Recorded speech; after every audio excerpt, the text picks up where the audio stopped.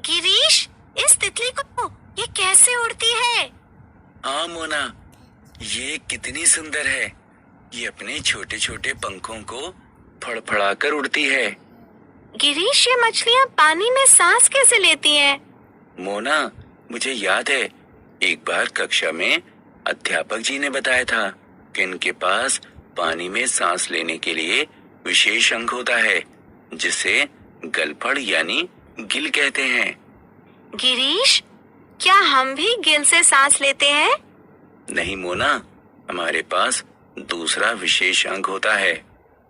बच्चों आओ, हम इस पाठ जंतुओं का जीवन के अंतर्गत इसके बारे में और जानकारी हासिल करें। आओ सीखें।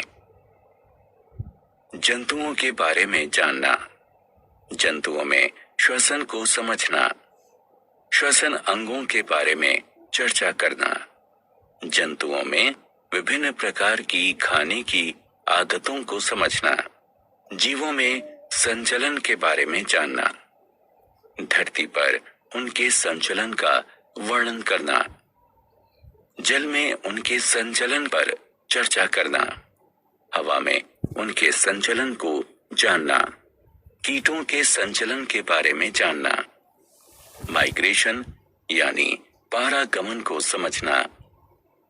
जंतु हवा, पानी और धरती पर सभी जगह जीव उपस्थित होते हैं, यहाँ तक कि बर्फ में और गहरे समुद्र में भी। जंतुओं के आकार और आकृति में काफी भिन्नता होती है। जंतु अपनी शारीरिक संरचना और आदतों में भी एक दूसरे से काफी भिन्नता रखते हैं। इतनी भिन्नताओं के बाद भी उनमें 3 आधारभूत क्रियाएं समान होती हैं।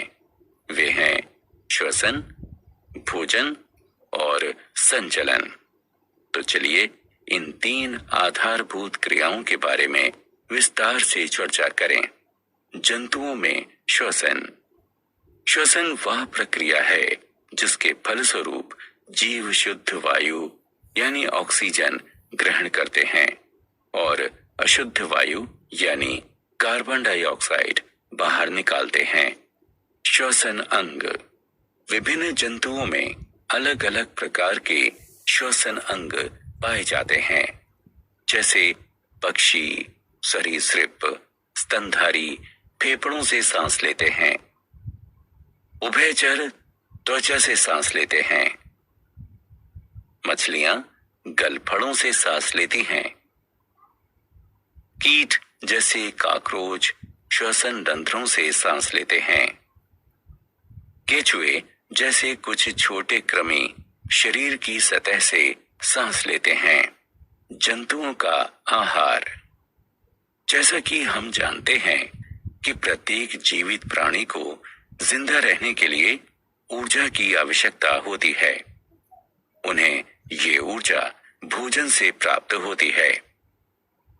जंतुओं को उनके भोजन के आधार पर 3 प्रकारों में बांटा गया है: शाकाहारी, मांसाहारी और सर्वाहारी। हम पहले शाकाहारी के बारे में बात करेंगे। पेड़ पौधे खाने वाले जंतु शाकाहारी के रूप में जाने जाते हैं।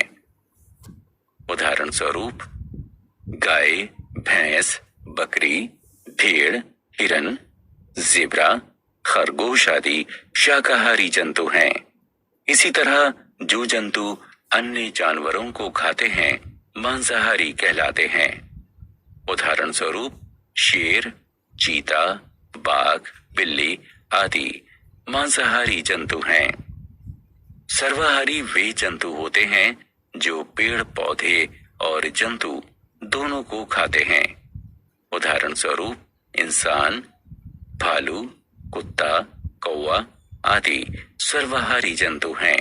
जंतुओं में संचलन। भोजन और आश्रय खोजने के लिए, खुद को बचाने के लिए या साथी की खोज में जानवरों को एक स्थान से दूसरे स्थान तक जाना होता है। संचलन के 3 भिन्न प्रकार होते हैं: जमीन पर संचलन, पानी में संचलन और हवा में संचलन, जमीन पर संचलन। गमन करने के लिए जमीन पर रहने वाले सभी जानवरों के पैर होते हैं। इनके 4 पैर होते हैं। सामने के 2 पैर अग्रपाद कहलाते हैं, जबकि पीछे के दोनों पैर पश्चपाद कहलाते हैं।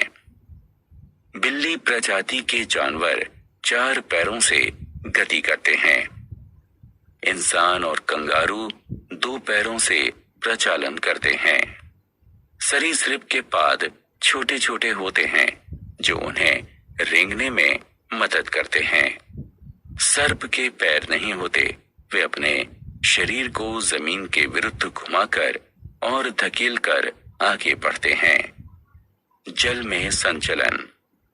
जलीय जंतु जैसे मछली के शरीर पर फिन और एक मजबूत पूंछ इन्हें पानी में तैरने में इनकी मदद करती है। मेंढक के झिल्लीदार पैर पानी में तैरने में मदद करते हैं।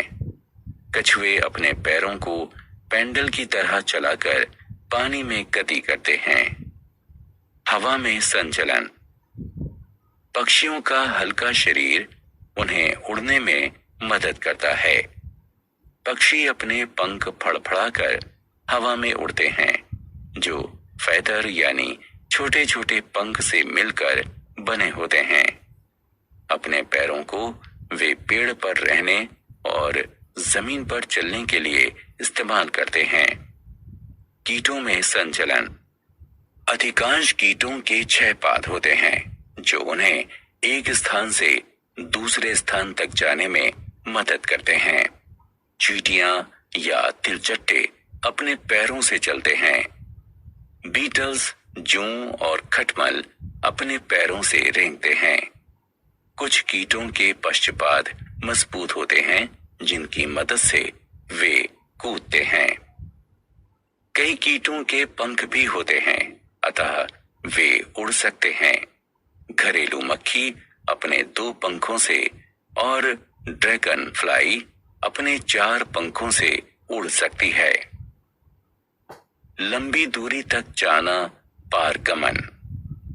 चरम जलवायु परिस्थितियों में कुछ जीव भोजन और पानी की खोज में मौसम की कठोरता से बचने के लिए और एक सुरक्षित जगह पाने के लिए लंबी दूरी तक गमन करके स्थान परिवर्तन करते हैं। इसे पारगमन कहते हैं। आर्कटिक टर्न सर्दियों के मौसम में आर्कटिक से अंटार्कटिका तक 17,000 किलोमीटर की लंबी दूरी की यात्रा करते हैं। कुछ स्तनधारी और कीट भी पारगमन करते हैं। कुछ व्हेल सर्दियों के दौरान ध्रुवीय क्षेत्र से उष्ण कटिबंधीय महासागरों की ओर पारगमन करती हैं। हमने क्या चर्चा की? जंतु पृथ्वी पर सभी जगह पाए जाते हैं। जंतुओं के श्वसन, आहार और संचलन के अंगों में पर्यावरण के अनुसार भिन्नता पाई जाती है। पक्षी, सरीसृप और स्तनधारी फेफड़ों से श्वसन करते हैं। मछली और जलीय जीव गिल से सांस लेते हैं। कीट श्वसन रंध्र से सांस लेते हैं। कृमि शरीर की सतह से सांस लेते हैं। जंतु शाकाहारी, मांसाहारी और सर्वाहारी हो सकते